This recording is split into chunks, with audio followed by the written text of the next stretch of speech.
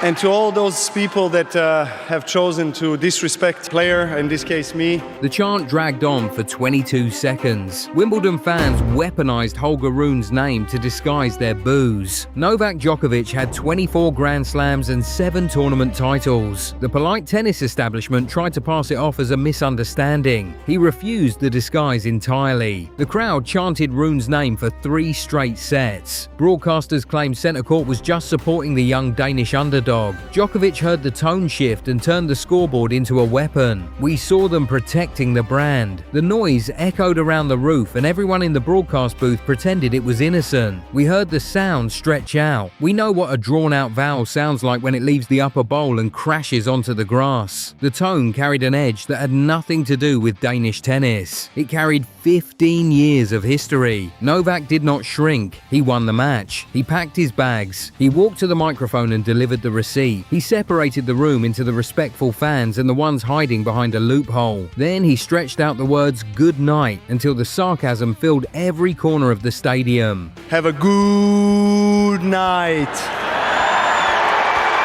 The debate started before he even left the court. Christopher Clarey reported on the strange atmosphere. The Guardian framing focused on the winning mentality. We watched the clips flood our timelines. Half of us called him oversensitive. The other half knew exactly what centre court was doing. The gap between those two reactions holds the entire story of his career. He understood the chant. He understood the plausible deniability. We know tennis crowds pick sides. We know Wimbledon crowds love a challenger. They want a longer match. They want the underdog to push the veteran. They want something more than a straight set clinic. A crowd backing the trailing player is normal. A crowd turning a name into a weapon is something else. Djokovic heard the tone and made his decision. He did not ask for a formal insult. He did not wait for someone to yell a curse word. He read the energy in the room. He matched it to the pattern he has carried for 2 decades. The pattern tells him they never embraced him the same way they embraced his rivals. Federer received pure warmth. Nadal received romantic devotion. Djokovic received respect mixed with polite distance. We remember every final where the crowd leaned the other way. We remember the US Open nights where the noise turned hostile. We remember the Australian Open chaos. He remembers it all better than we do. Every smirk, every gesture, every icy post-match line comes from that exact place. Centre court is supposed to be polite. Strawberries, grass, white clothes, hush before the serve. Underneath the polish, crowds still choose sides. They still make players feel welcome or unwanted. Djokovic picks up on the room fast. Against Rune, the room gave him something to lock onto. The chant was perfect for controversy. Defenders say they were chanting a name. Critics say the sound was an obvious boo. Straight booing is ugly and honest. A chant that sounds like a boo gives people an escape route. Novak refused to give them the escape route. He called out the disguise. He plays his nastiest tennis when he feels the room trying to get under his skin. Rune was the opponent. The crowd became the emotional target. Every hold became a statement. Every return game carried a little more edge. Every baseline rally felt like a complaint filed directly through the scoreboard. Caring has always been part of his machine. He does not float above the noise. He does not narrow everything to the next point with a ritual tunnel. He hears the room. He argues with it internally. He uses it. The dynamic looks theatrical. It looks like he fights ghosts. It also built the most stubborn career in modern tennis history. I played in much more hostile environment, trust me. You guys can't touch me.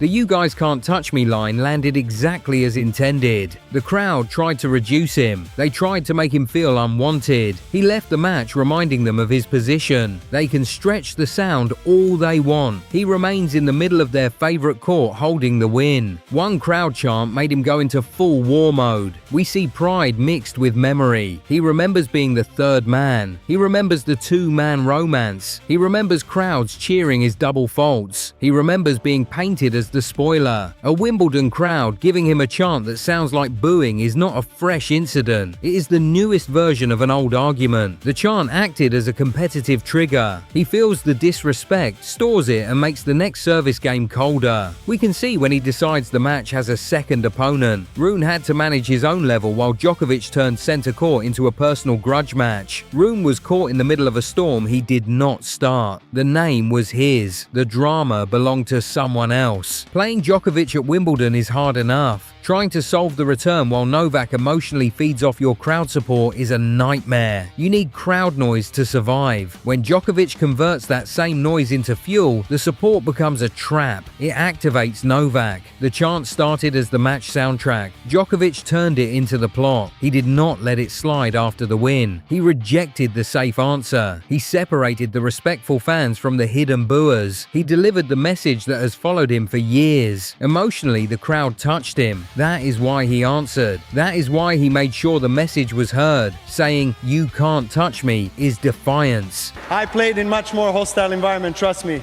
You guys can't touch me.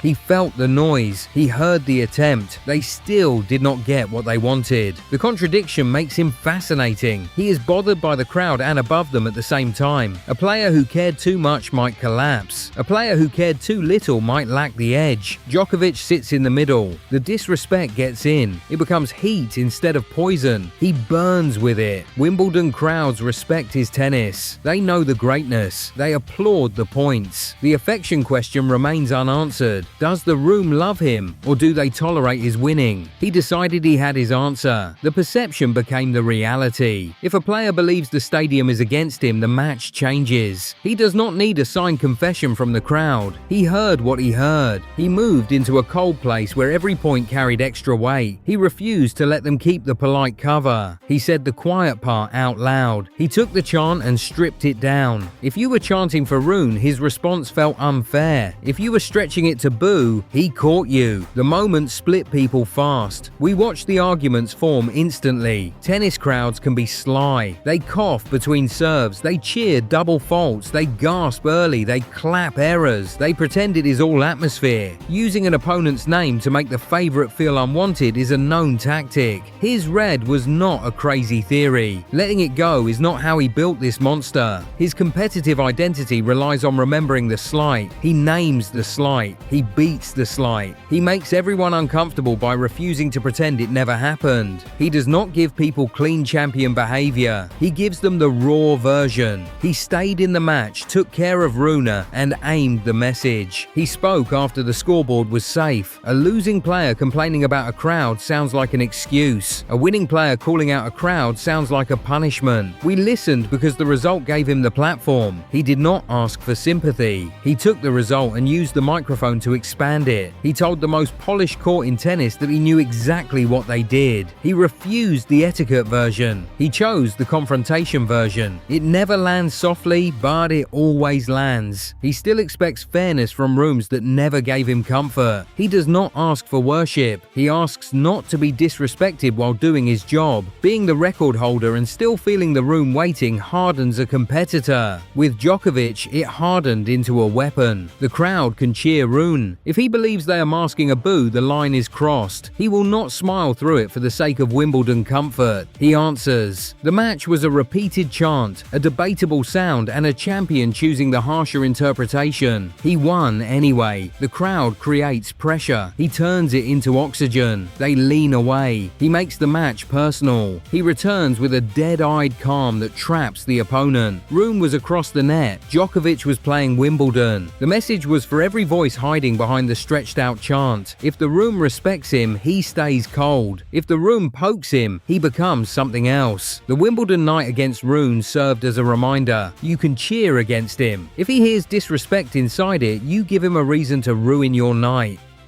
That good night was not random pettiness. He heard centre court give one version of the story. He grabbed the microphone and gave his version back. It came after he had already done the job. He does not need the crowd to carry him. He can use them anyway. Love him, hate him, boo him, chant around him. He will find a way to turn it into pressure on the other side of the net because the opponent still has to serve. The opponent still has to hit through him. The opponent still has to close. The opponent still has to deal with the fact that the crowd's energy, once it fails to break Djokovic, starts becoming pressure on them too. If everyone is booing Novak and he still holds, Rune has to justify the noise. That is cold. He beat Rune, walked through the handshake and decided the crowd was not leaving clean. Which side are you really on? The ones who think the Wimbledon crowd was just innocently supporting a 21-year-old kid? Or the ones who know centre court has been waiting a decade for a polite excuse to boo the man who ruined their Federer fairy tale?